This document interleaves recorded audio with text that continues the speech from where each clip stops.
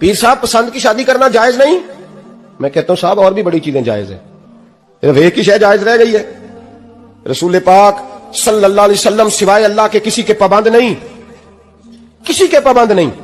تو جناب سیدہ خدیجہ الکبریٰ رضی اللہ تعالیٰ عنہ نے پیغام نکاح دیا، یا رسول اللہ میں شادی کرنا چاہتی ہوں، حضور کسی کے پابند نہیں، پر میرے محبوب نے فرمایا میرا چچا میرے والد کی جگہ ہے، میں اپنے چاچا سے پوچھ کے تمہیں جواب دوں گا۔ یہ ہے پسند کی شادی جو میرے نبی نے بیان فرمائی ہے۔ تو سارا کچھ کراس کر کر کے گزر جاتا ہے، یہاں تو حال یہ ہے کہ پالنے والا کوئی اور سائے میں بیٹھنے والا، باغ تیرے دی کر کر راکھی میں ساری عمر گزاری، تو جدوں اے پھل پکن تے آیا تے لے گئے ہور بپاری۔ اور بیٹا گزرتا ہے اماں کے دروازے کے آگے سے، اماں کے دروازے کے آگے بیٹا امرود لے کے آیا ہے 6 کلو، توجہ ہے میری بات پر؟ ادھر دیکھیں جی، چھوڑیں تھوڑی دیر ہماری سنیں۔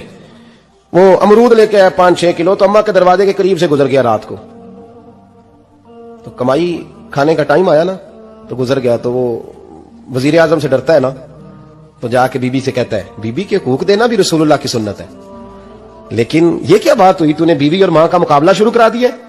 سمجھ تو صحیح، یہ تیرے لیے کعبے کی جگہ ہے اور تو بیوی کے لیے کعبے کی جگہ ہے، اسے بھی سمجھنا چاہیے، غور کرنا چاہیے۔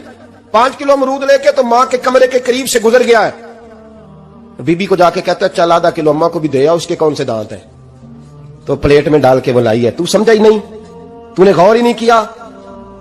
بندہ تو وہ ٹھیک نہیں تھا، نیپولین، اور کسی نے اس سے پوچھا تھا بتا زندگی میں پیسے لینے کا مزہ کب آیا؟ اس نے کہا کہ مجھے مزہ تب آتا تھا کہ میں اپنی ساری کمائی لا کے اپنی اماں کے ہاتھ پہ رکھتا تھا، اور پھر جب میں اپنی ماں سے تھوڑا تھوڑا خرچہ لیتا تھا نا، تھوڑا تھوڑا، توجہ ہے میری بات پہ؟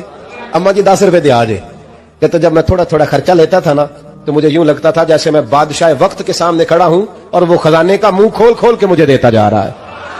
تو اس ذائقے کو سمجھ تو صحیح بھائی، تو اس کو سمجھ تو صحیح بھائی، یاد رکھیں اور غور کریں۔